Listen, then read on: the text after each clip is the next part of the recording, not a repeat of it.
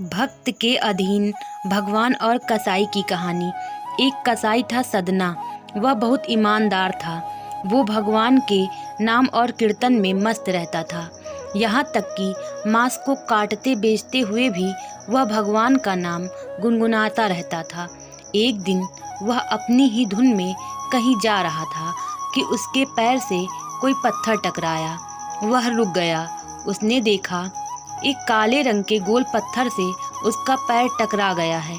उसने वह पत्थर उठा लिया, वह जेब में रख लिया, यह सोचकर कि यह मांस तोलने के काम आएगा।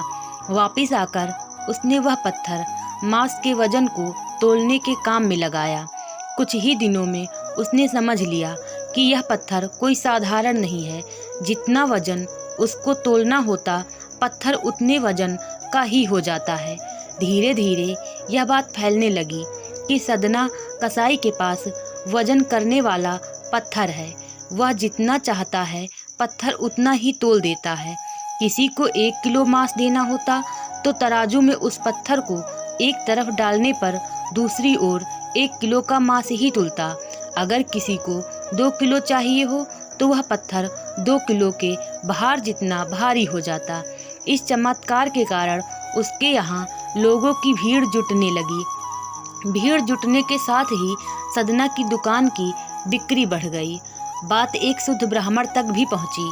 हालांकि वह ऐसी अशुद्ध जगह पर नहीं जाना चाहते थे जहां मांस कटता हो व बिकता हो, किंतु चमत्कारिक पत्थर को देखने की उत्सुकता उसे सदना की दुकान तक खींच लाई। दूर से खड़ा वह सदना कसाई को मीट तोलते देखने लगा। उसने देखा कि कैसे वह पत्थर हर प्रकार के वजन को बराबर तोल रहा था। ध्यान से देखने पर उसके शरीर के रोए खड़े हो गए। भीड़ के छटने के बाद ब्राह्मण सदना कसाई के पास गया। ब्राह्मण को अपनी दुकान में आया देखकर सदना कसाई प्रसन्न भी हुआ और आश्चर्यचकित भी।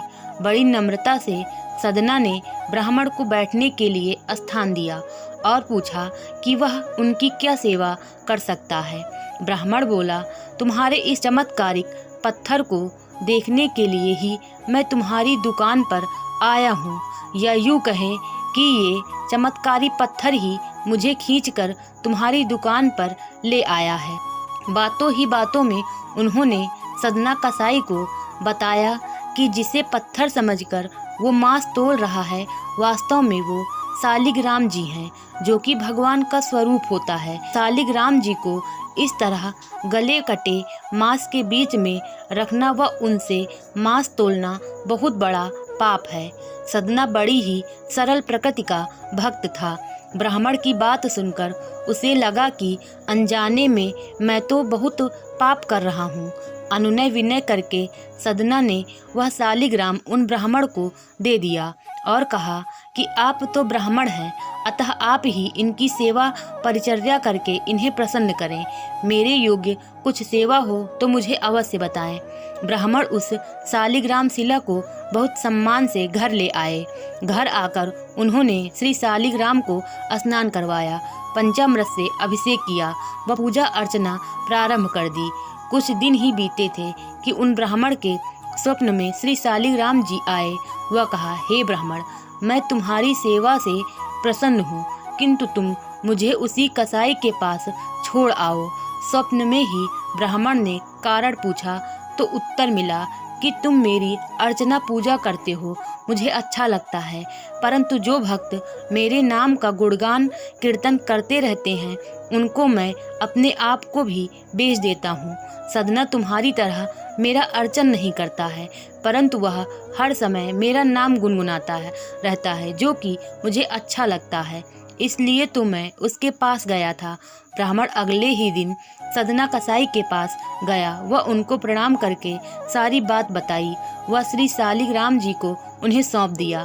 ब्राह्मण की बात सुनकर सदना कसाई की आंखों में आंसू आ गए।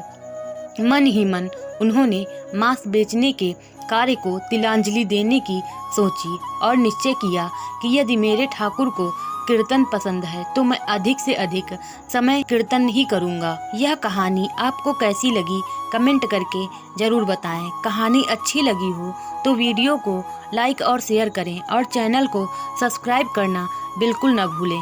कहानी सुनने और देखने के लिए आपका बहुत बहुत धन्यवाद।